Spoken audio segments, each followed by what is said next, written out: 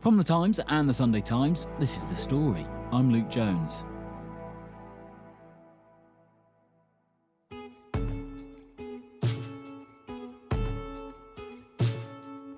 I had obviously heard of Sally Rooney. Around sort of 2017, 2018 was when people started talking about her.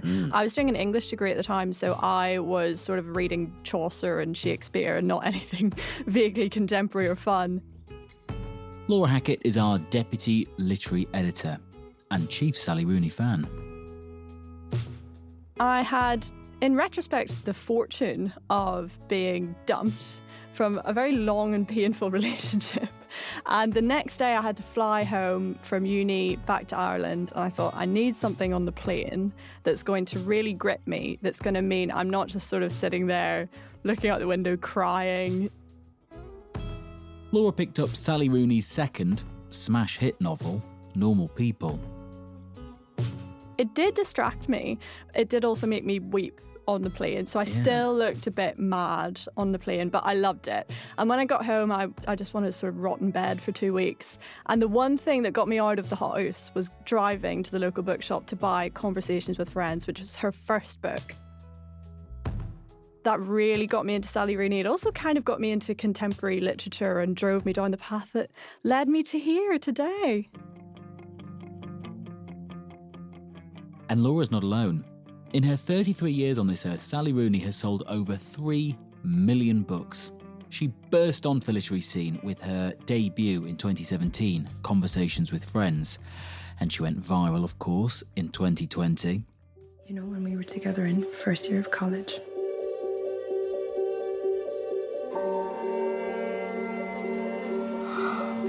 That was kind of a perfect time in my life, to be honest. What was lockdown without Connell's Chain in the TV adaptation of Normal People? It was the most streamed BBC show of 2020.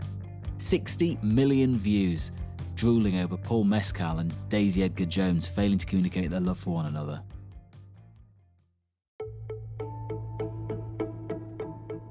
And now, the great chronicler of the millennial experience is back with a new novel. Intermezzo is out today. Everyone who's a kind of young, tote bag, toting book lover is waiting for when they can go out and buy a copy of the book and then discuss it at length on Twitter and with their friends. This is a huge moment in the books world.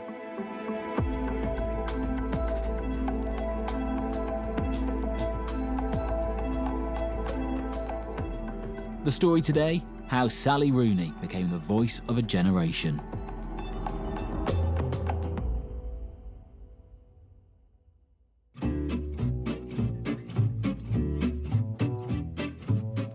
This is basically our Oscars. This is our London Fashion Week. As Sally Rooney fans swarm bookshops, Laura Hackett spoke to me in Times Towers.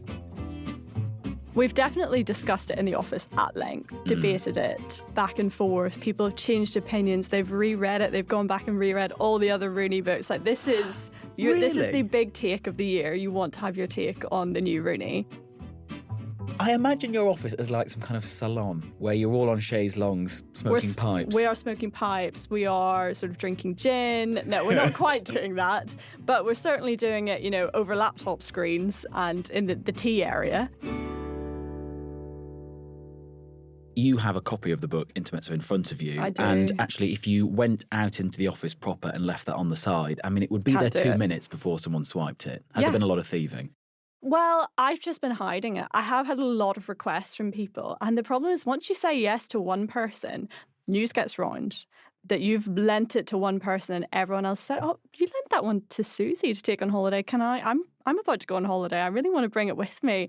So yeah, it's been a difficult time to negotiate really as a proof owner. Yes. You could have made a bit of money on this. Who knows? Sort of renting it out to colleagues. Last time, this year, they kind of got around it by they've put our names on the back of each person that was given a proof, because with Beautiful World, proofs were going online for a lot of money. So I think even though it's a lovely, nice personal touch that it says Laura Hackett on the back of it, it also means I can't flog it on eBay, which, to be clear, Faber, I was not planning to do. So let's rewind on Sally Rooney for the uninitiated. She's Irish, isn't she? She is Irish. She was born in Castlebar, which is sort of County Mayo, in 1991. Her parents, as she was growing up, they were quite political, they were socialist, and she, by her teens, had become a sort of self-declared Marxist herself. And then she went on to go to Trinity College Dublin, which is where quite a few of the novels are set. I'd like to thank Marlena for her speech and invite Sally to continue the case for Trinity College Dublin and the opposition bench as a whole. And she became this sort of champion debater. I think at one point she was the #1 debater in Europe. Thank you, Mr. Speaker. I want to talk to you about poor voters, and I want to talk to you about radical voters and radical politics. So, firstly... And she wrote a really fantastic essay, which actually is really worth reading, about her experience of becoming the best debater in Europe. And you can just see that sort of liveliness, that argumentative spirit come through in her novels. She had written a novel, she said, when she was quite young, when she was in her teens. I think it was called Honeybee. It was about 4 sisters, but she decided to scrap that, not to go ahead and publish it. But she wrote her first book, Conversations with Friends, while she was doing a master's degree. And she wrote it over the course of a few months. It was a real whirlwind.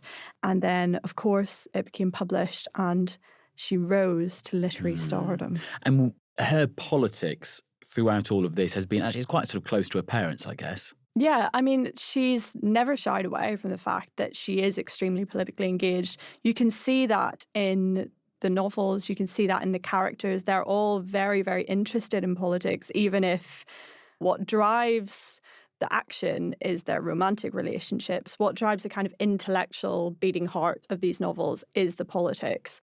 The way that I think about the world that we live in is probably mostly through a sort of Marxist framework. And I'm never quite sure how to make that way of thinking sit alongside the fiction that I write. I don't know what it means to write a Marxist novel. I don't know, and I would love to know. And she's always been sort of outspoken about that herself as well. So Conversations with Friends was her first novel, as you say, written during her time at university. What is it actually about? So it's about 2 friends, Frances and Bobby, and they're at university. When they were at school together, they were lovers, they were girlfriends, and now they're just friends. They meet Nick and Melissa, who are sort of an older, and by older I mean their early 30s, married couple. And they form this sort of strange relationship, the 4 of them, that shifts and changes over the course of the novel. And in particular, Frances, who's 21, I think, at the start, and Nick begin having an affair, and their affair kind of goes up and down, and we follow them. It's my favourite, I think, still, of all 4 of the Sally Rooneys. It's got some sort of energy and excitement, and it's not quite perfect because it's a debut, but I sort of love the rough edges of it. Yes. And it's interesting that, as you said, she started at university being a champion debater, and yet Conversations with Friends has been described by some as people who don't like each other not speaking. Now, who would that some be? Someone else in the office. Someone else in the office. Yeah, that's true.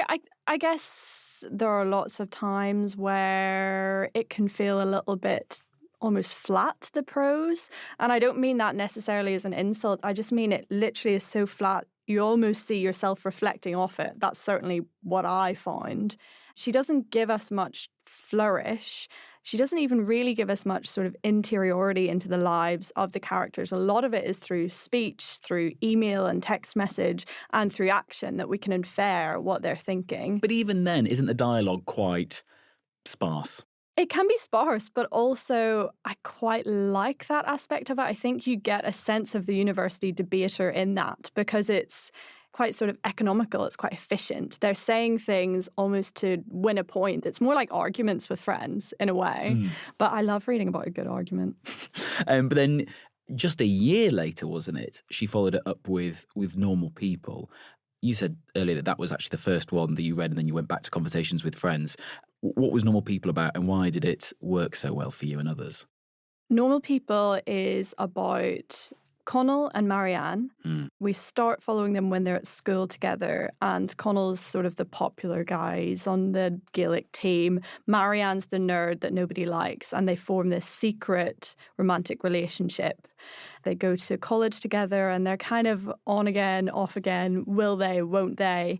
We switch between their two perspectives and it's just really compelling to watch the two of them. It's always a kind of miscommunication that means they break up at any one point. Like you're kind of screaming at them, just tell each other what you feel and then it will all be okay. Yes. But they can never seem to manage to do that. In many ways, it kind of reads more like a debut because it just focuses on those two characters. It's a lot more simple than Conversations, which has the sort of quartet of people. And also, it's very much a love story. And I think that appealed to a very wide audience, and even more then when the BBC adaptation came out. Oh, well, yeah, of course. I mean, and perfectly timed in lockdown 1 as well. If no one had anything better to do than stare at Paul Mescal's chain. Why did it chime so much with you, normal people? Personally, I really, really related to Marianne. And I think I know a lot of people that did as well. Coming from a small town, then going away to university, being sort of probably a little bit arrogant. I think she says on literally the second page of the book, I'm smarter than everyone. And that's probably the sort of thing I thought when I was 17, unfortunately. The kind of nightmarish romantic relationships that she gets in, especially when she's dating people who aren't Connell, they're completely terrible, all of them. They're just horrible men. The kind of struggle with maintaining close female friendships, all of that kind of stuff I really, really related to. And when I watched the TV series, I actually went to the extent of thinking, I love that linen dress. I'm going to get a linen dress. The only one I could find that was similar was way too big. So I actually went to my mum and said, I need you to take this dress in for me. I need to look like Marianne. I still have the dress today. It's a really nice dress. It's perfect for the summer. But yeah, it was slightly embarrassing how much I deeply related to that character. Yes. And Marianne spends like an awful year abroad in Sweden. And wasn't that the same town that an ex-boyfriend of yours went to as well? Yeah. And I think they actually filmed the TV series in that town. So I was watching it and it was like, it was like this flashback. I was like, oh my God, it's the same university that he went to. I was like, really? Does this need to happen to me? But I'm sure lots of other people who don't have a connection with Lund in Sweden also enjoyed the book. Yes.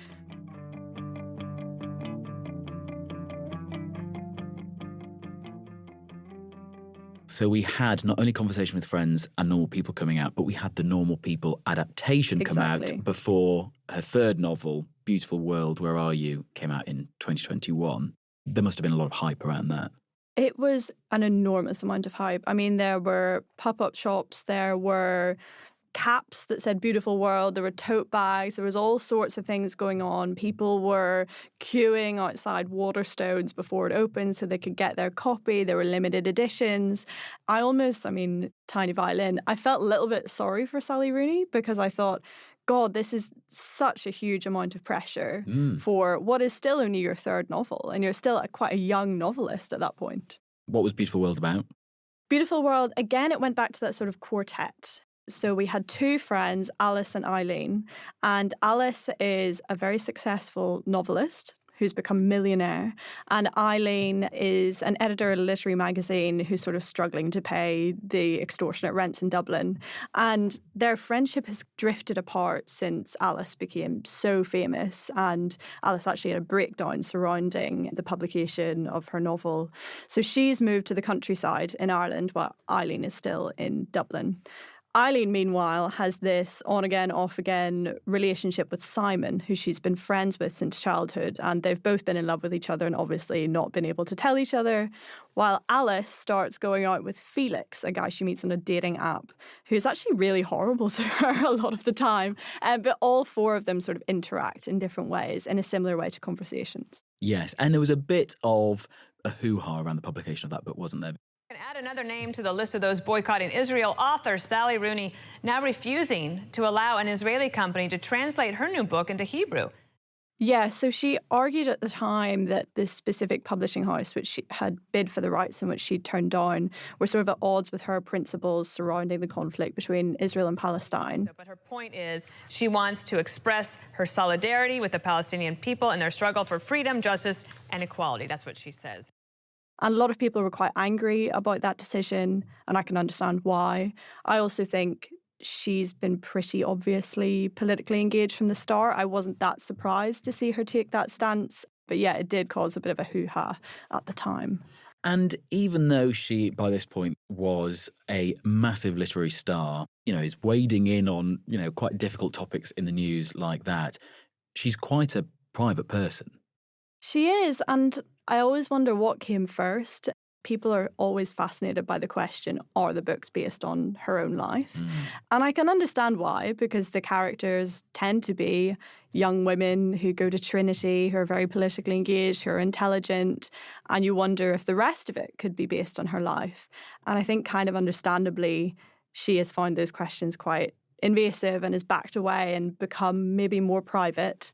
She's always maintained that the characters and the events are completely fictional, even if the kind of backdrop, the towns, the universities, are obviously taken from real places that she's been. But also it seems like she's hit on a particular generation. Absolutely. And really reflected back the exact struggles and concerns of a certain slice of young people. Absolutely. And I think a lot of that is because she's so politically engaged. So she understands the kind of economic precarity that young people face.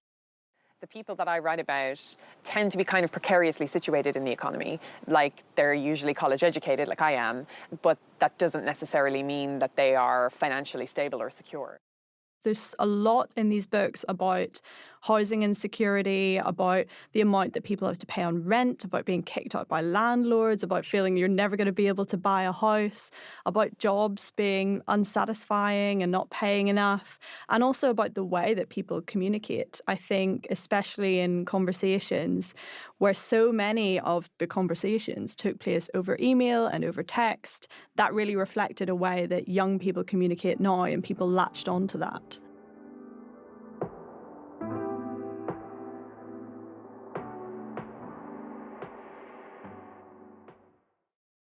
Laura, we're talking about Sally Rooney because her new novel, Intermezzo, is out. You have a copy in front of you with your name on it, so you can't flog it for thousands of pounds.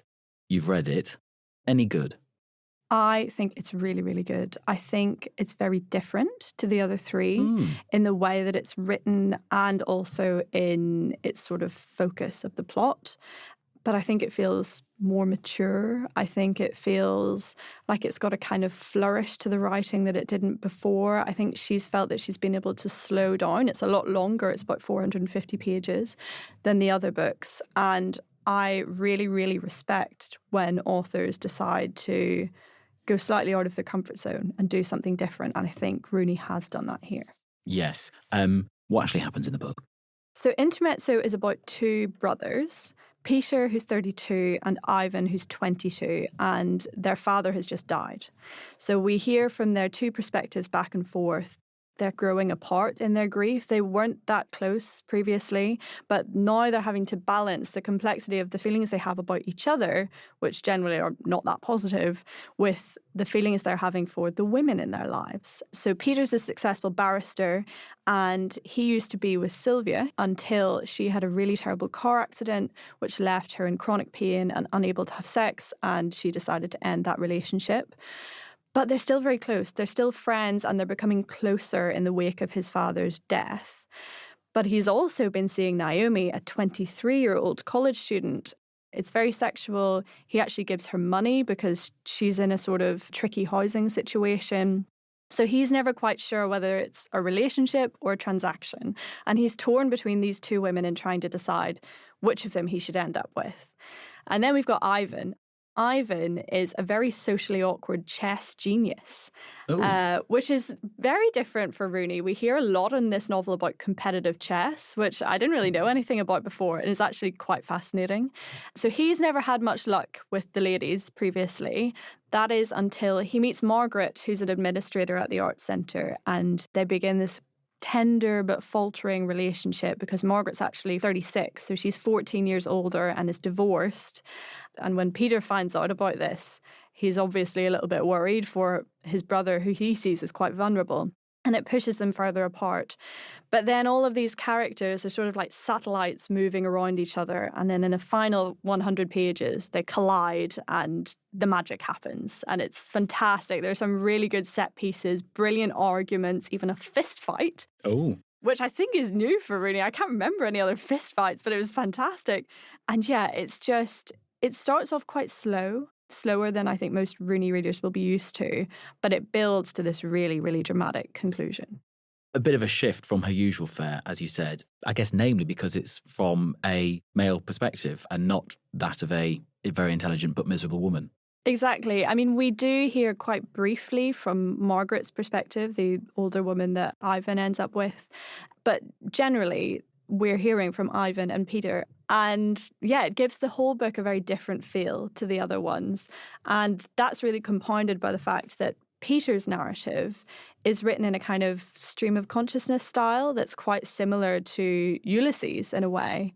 But actually, it gives it a flourish. I mean, it has been described by people in this office as Yoda-like because sometimes the syntax of the sentence is swapped around. So your colleague, Robbie Millen, read a bit to me where he said someone was in a bath and the sentence was describing it something like, her earlobe, pink and delicate, rather than a pink and delicate earlobe. Yeah. Everything was sort of flipped the wrong way around in the syntax. The wrong way around. Yes. Yoda-like, I guess, yeah. Yoda-like, I guess. I think there are times when it can get a little bit tiresome. But in general, I think it works. And I think it's something new and different that Rooney's trying out.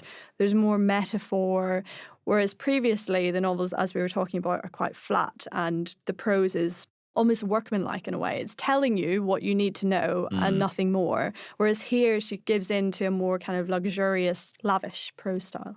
And you have said in previous podcasts, and in this one actually, how much you like debut authors and then, you know, seeing how they grow. Is this a thing that authors have to do? Like she couldn't have done a fourth Normal People Conversations with Friends style book, a bit like Taylor Swift and her eras. You need to move with the audience and change rather than wheeling out the same old stuff, successful as that may have been. Well, it's probably not for me to tell authors what they have to do. Yes. But I suppose as a reader, I really enjoy it when authors try something new. And I think that's the sign of a really ambitious and talented author is that they can do new things, because I think once you're using the same formulas each time, it's something that is almost approaching kind of genre fiction, which is brilliant if you're someone who loves genre fiction. But if you're someone who wants literary fiction, more ambitious, more challenging work, then I think the author does need to try and do something new. And I think Rooney has done that here in several ways. One, by the prose style, another by having male protagonists, and also by her characters being a lot older and having new, different concerns. So in Conversations, Nick, the sort of terribly old married man who Frances has the affair with, I think is 31, which really isn't that old. I'm 31. And now we have Peter, who is the protagonist, and he's 32, and he's still figuring out what he's going to do with his life. But, you know, he's having to bury his father, and there's a whippet that needs to be looked after, which is another amazing part of the book, actually. But there are all these sort of concerns of approaching middle age, and Rooney has been able to deal with that and have her characters grow up as she does in a really impressive way.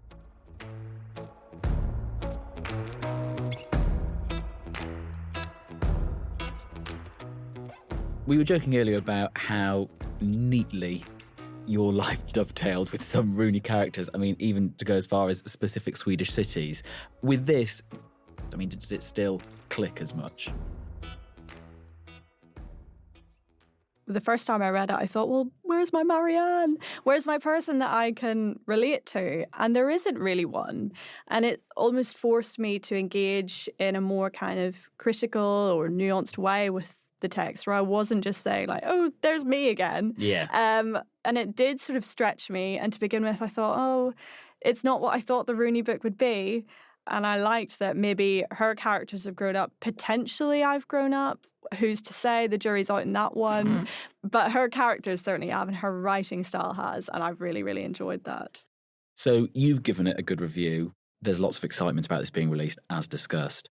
What has the impact of the Rooney juggernaut been on the books that get published and the industry, would you say?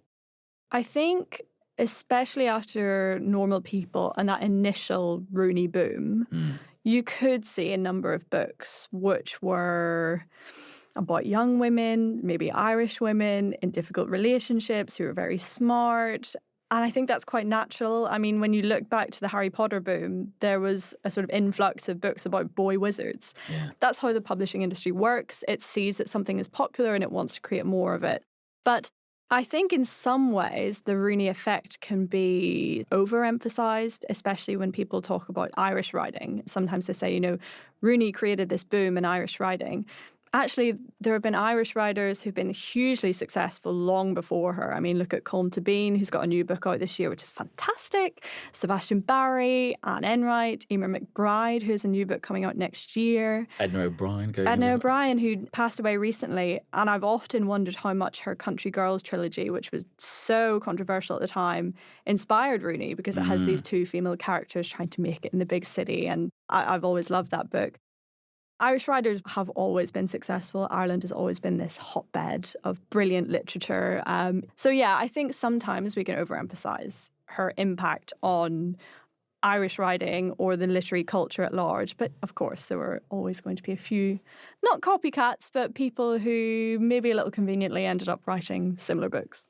So if she doesn't necessarily represent or mark the beginning of a new sort of wave of Irish writers, we will definitely look back on her in a few decades' time and be like, she was one of the sort of chieftains of millennial literature.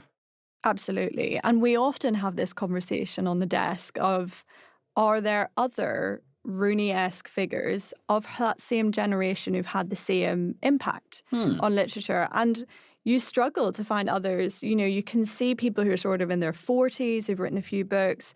You've got young people who are just starting out with their first and second novels, but very few of the Rooney age, of the Rooney type, that have had the same impact. So of course, I mean, it's a cliche, but I think we probably will look back on her as, if not the voice of her generation, certainly a very important voice of her generation.